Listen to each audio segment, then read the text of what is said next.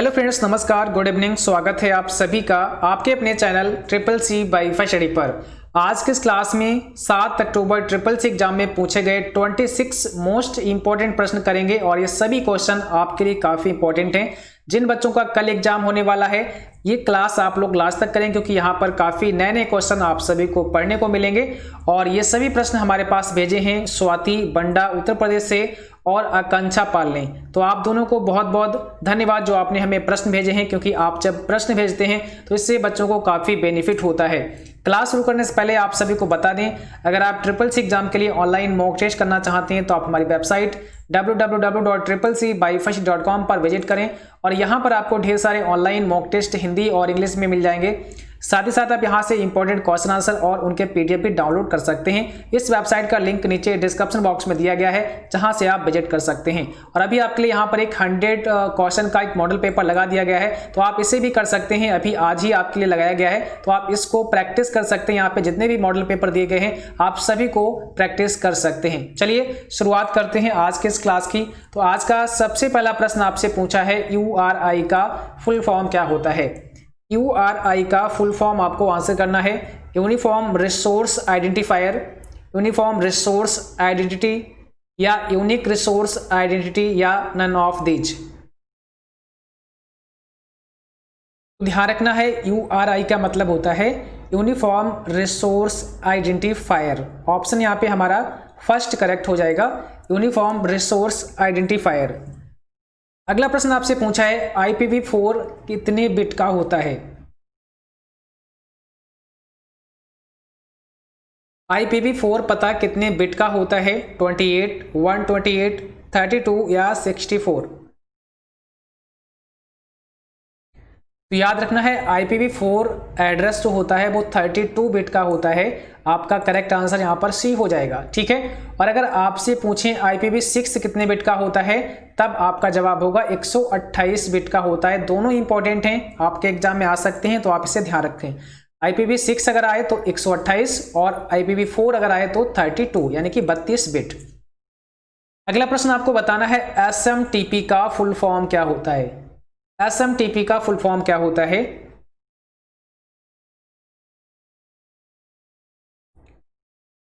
तो यहां पर आपका सही जवाब हो जाएगा सिंपल मेल ट्रांसफर प्रोटोकॉल। याद रखना है आप सभी को, SMTP का मतलब होता है सिंपल मेल ट्रांसफर प्रोटोकॉल।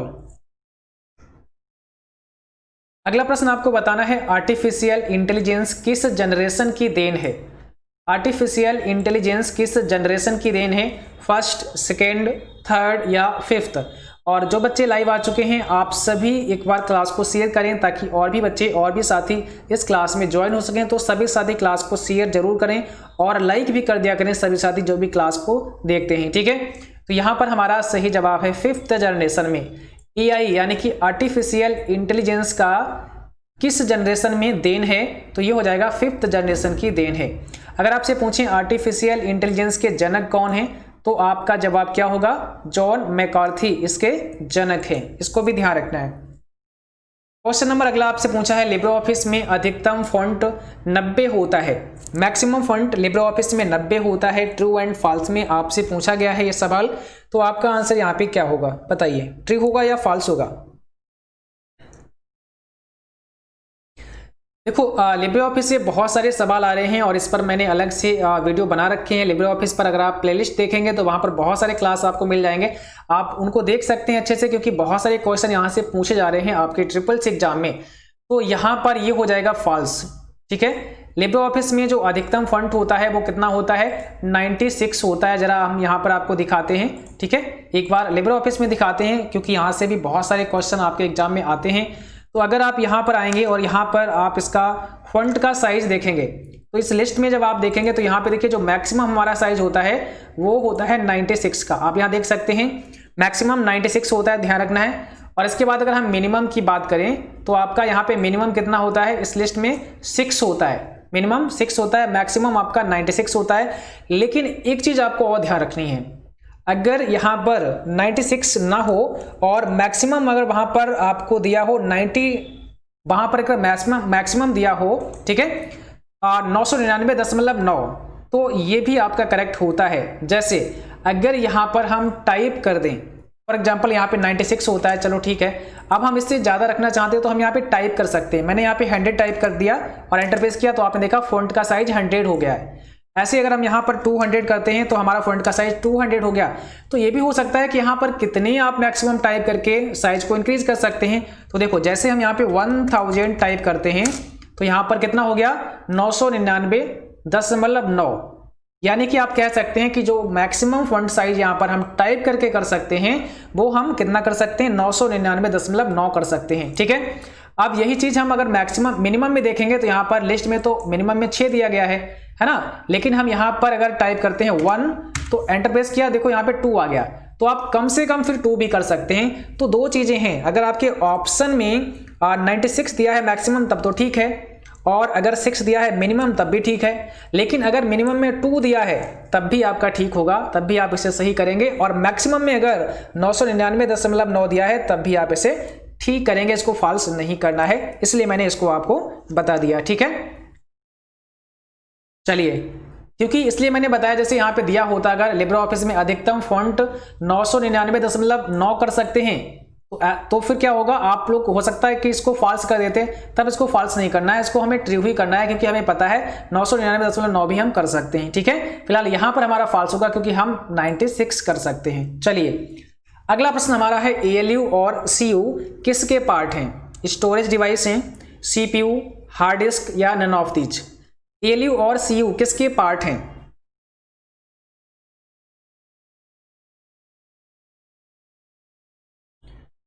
तो ये दोनों CPU के पार्ट हैं, ऑप्शन हमारा बी हो जाएगा। CPU का मतलब होता है सेंट्रल प्रोसेसिंग यूनिट, CU का मतलब होता है कंट्रोल यूनिट, और ALU का मतलब होता है अर्थमेटिक लॉजिक यूनिट, इसको भी ध्यान रखें। अगला प्रश्न पूछा है ब्राउजर के फाउंडर कौन है? Bill Gates, Kevin Systrom, Tim Berners Lee या नन ऑफ दीज? ब्राउजर के फाउंडर आपको बताने हैं। तो देखो ब्राउजर की शुरुआत किसने की थी, आखिर ब्राउजर के फाउंडर कौन है ना? तो ध्यान रखना है टिम बर्नर्स-ली यहाँ पे आपका करेक्ट आंसर होगा। इन्होंने शुरुआत की थी, सबसे पहले www का आविष्कार किया था टिम बर्नर्स-ली ने, तो इन्हें ब्राउजर का फाउंडर कहा जाता है। ब्राउजर की शुरुआत इन्होंने की थी और ये 1990 से शुरुआत की थी टिम बर्नर्स-ली ने ब्राउजर की। ठीक है, जो कि पहला वेब ब्राउजर माना गया है www। ओके, ध्यान रखना है। ठीक है, अगर ग्राफिकल आए तो मोजाइक हो जाएगा। अगला क्वेश्चन पूछा है कैड के उपयोग से कंप्यूटर की दुनिया रंगीन हो गई। कैड के उपयोग से कंप्यूटर की दुनिया रंगीन हो गई, ट्रू है कि फॉल्स? तो बिल्कुल सही बात है, इसका मतलब होता है कंप्यूटर एडेड डिजाइन। ठीक है, कंप्यूटर एडेड डिजाइन, इसको भी ध्यान रखना है, तो ये हो जाएगा ट्रू, हमारा ऑप्शन पहला करेक्ट हो जाएगा। और अगला क्वेश्चन पूछा है इक्वल राउंड, अब यहाँ पे दिया है 1754.65। ठीक है, उसके बाद यहाँ पे माइनस दिया है और यहाँ पे शायद -2 था। ठीक है, यहाँ पे -2 था। चलिए, अब इसका जवाब क्या होगा?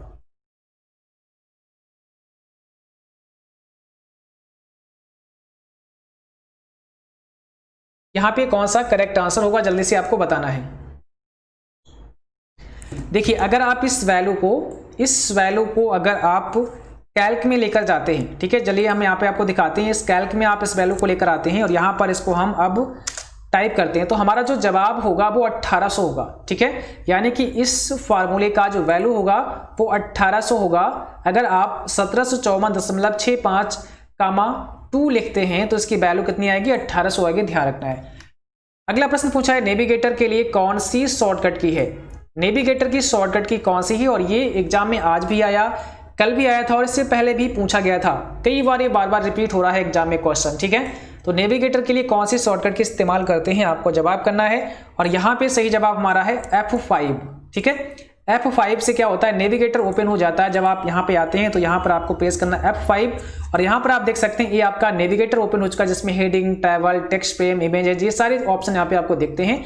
तो ये होता है हमारा नेविगेटर, जिसके लिए हम यूज करते हैं F5 शॉर्टकट की। चलिए, क्वेश्चन अगला, ऑटो टेक्स्ट के लिए कौन सी शॉर्टकट की इस्तेमाल करते हैं? ऑटो टेक्स्ट के लिए कौन से शॉर्टकट की इस्तेमाल करते हैं? लिब्रे ऑफिस की सभी शॉर्टकट की हमने आपको पढ़ा दी हैं, आप उस क्लास को देख सकते हैं, है ना। आपको थोड़ा सा खोजना पड़ेगा, थोड़ा सा मेहनत तो करना पड़ेगा ना अच्छे से। अब ये कहो कि आप केवल एक क्लास कर लो, है ना, एक क्लास देखने से आप एग्जाम नहीं निकाल पाएंगे, और ऐसा भी नहीं होगा कि एक क्लास में हम जो आपको पढ़ाएं वो सारे आपके एग्जाम में आ ही जाएं, है ना।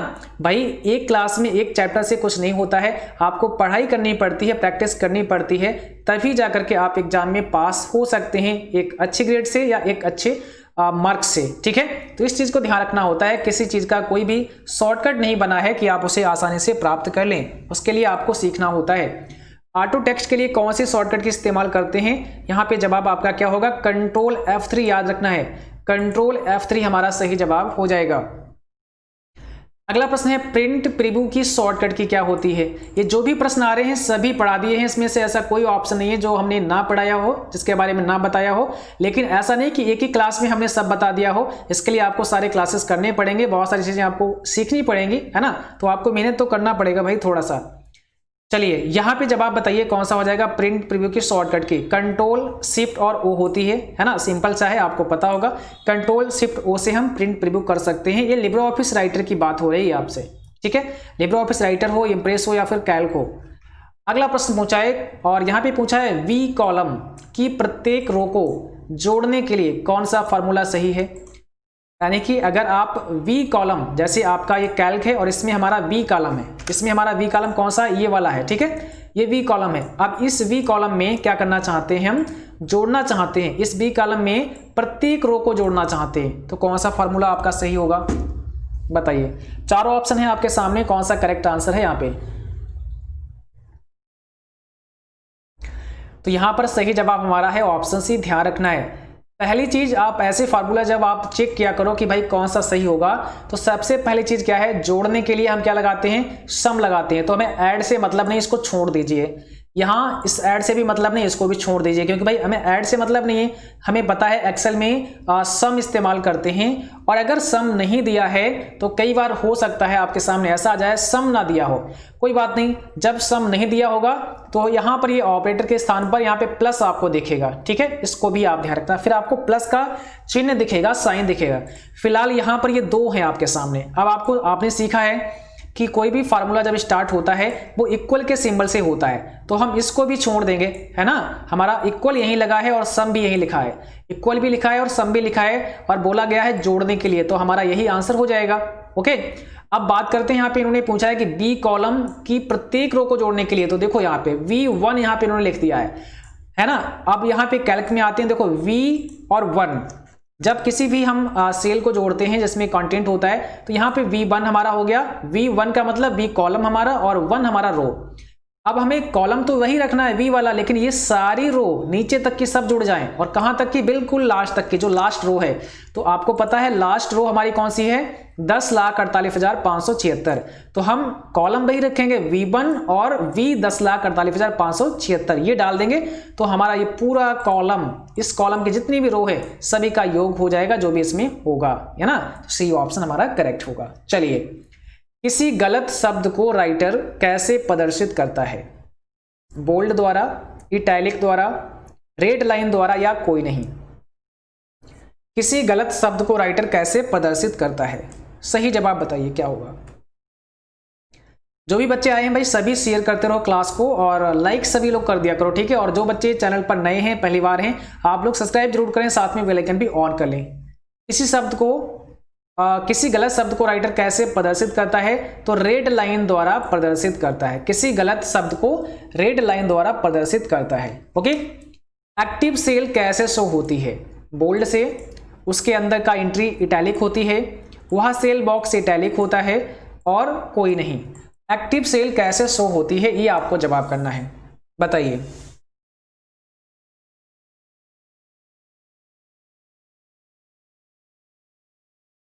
तो यहाँ पे करेक्ट आंसर होगा बोल्ड से। एक्टिव सेल जो होती है वो आपकी बोल्ड होती है। जैसे अब यहाँ पे फिर से हम कैल्क में लेकर आते हैं, देखिए हमने जैसे यहाँ पे क्या किया, यहाँ पे मैंने क्लिक किया सी कॉलम पे, तो जैसे मैंने क्लिक किया आपने देखा इसके चारों तरफ एक बाउंड्री सी आ गई है, ये बाउंड्री आप देख रहे हैं इसके चारों तरफ, तो ये क्या हो गया, थोड़ा सा बोल्ड हो गया। इसमें जो आपने इसमें बॉर्डर देखा है, जो बाकी में देखो आप बॉर्डर देख रहे हैं, जो सेल आपको यहाँ पे दिख रही है ना, जिसमें एक ग्रिड लाइन आपको नजर आ रही है, जब हम क्लिक करते हैं तो एक ग्रिड लाइन थोड़ी सी हाईलाइट हो जाती है, थोड़ी सी बोल्ड हो जाती है।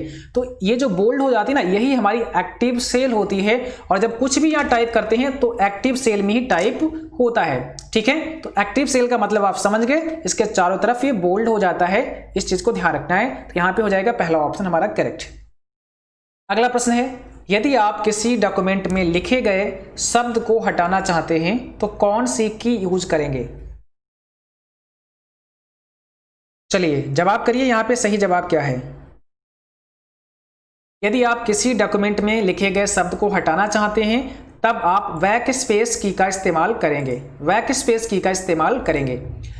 कई बार ये भी आता है कि बैक स्पेस की से आपने जो लिखा है उसमें जो कंटेंट लिखा है कौन सा लेटर, किस साइड का लेटर आपका डिलीट होता है, ये भी आपसे सवाल होता है। तो बैक स्पेस दबाने से लेफ्ट साइड का लेटर जो है वो डिलीट होता है। जब आप बैक स्पेस प्रेस करते हैं तो लेफ्ट साइड का, देखिए ऐसे करके लेफ्ट साइड का डिलीट होगा, ठीक है।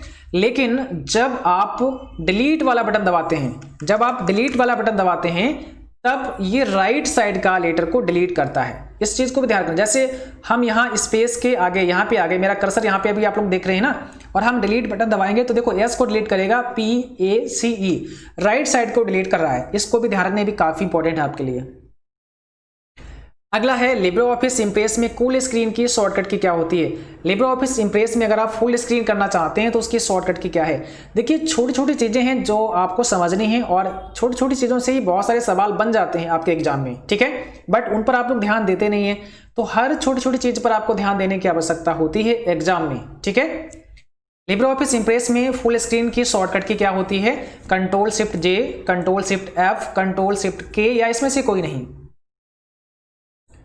चलिए, तो ये काफी इंपॉर्टेंट प्रश्न है। वैसे आपको पता है कि राइटर प्रोग्राम में अगर आप देखेंगे, देखो यहाँ पे आएंगे राइटर प्रोग्राम में, और यहाँ पे हम आपको दिखाएं, आप यहाँ व्यू पे आते हैं, उसके बाद थोड़ा सा जूम करते हैं। अब यहाँ देखिए फुल स्क्रीन की शॉर्टकट की क्या है, Ctrl+Shift और J होती है। लेकिन यहाँ पर आप गलती मत करना, क्योंकि इंप्रेस में ये शॉर्टकट की फुल स्क्रीन की नहीं होती है, इसलिए यहाँ पे नन हो जाएगा, ऑप्शन डी। इस चीज को ध्यान रखना, यहाँ पे नन हो जाएगा, ऑप्शन नंबर डी करेक्ट होगा। इंप्रेस में किसी प्रेजेंटेशन को प्रिंट करते हैं कैसे, Ctrl+P से, Ctrl+S से, Ctrl+Alt+P से, या Shift+P से। इंप्रेस में किसी प्रेजेंटेशन को कैसे प्रिंट कर सकते हैं ये बताइए।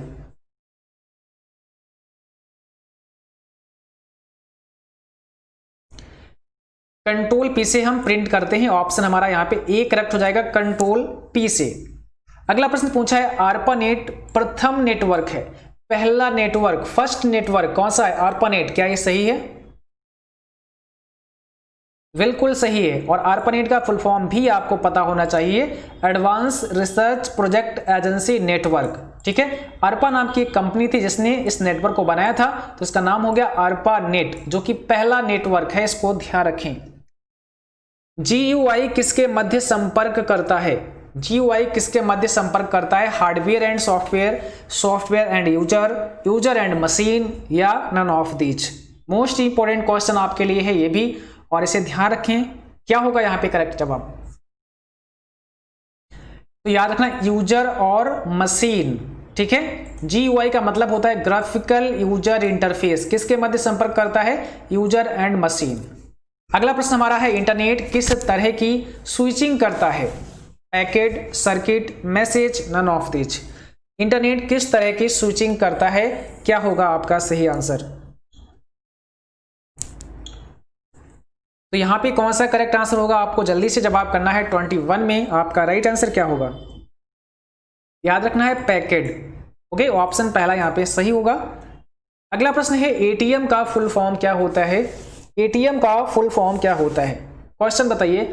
22 का जवाब क्या होगा, ATM का फुल फॉर्म क्या होता है, ऑटोमेटेड टेलर मशीन, ऑप्शन हमारा ए करेक्ट होगा। नेक्स्ट क्वेश्चन पूछा है, जीमेल का फुल फॉर्म क्या होता है, जीमेल का पूरा नाम आपको बताना है।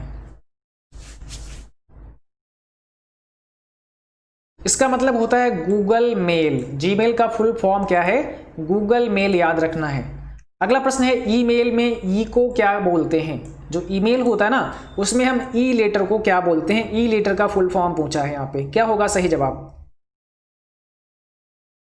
चलिए तो यहाँ पे सही जवाब क्या है हमारा? Electronic mail. ईमेल में ई का मतलब है इलेक्ट्रॉनिक, इसे ध्यान रखें। एफटीपी का फुल फॉर्म क्या होता है बताइए? एफटीपी का फुल फॉर्म क्या होता है? File transfer protocol. ऑप्शन यहाँ पे फर्स्ट हो जाएगा, फाइल ट्रांसफर प्रोटोकॉल। ओके, और अगला क्वेश्चन आपको बताना है यूआरएल का फुल फॉर्म क्या होता है? यूआरएल का फुल फॉर्म क्या होता है? चलिए यहां पे बताइए कौन सा करेक्ट आंसर है 26 का?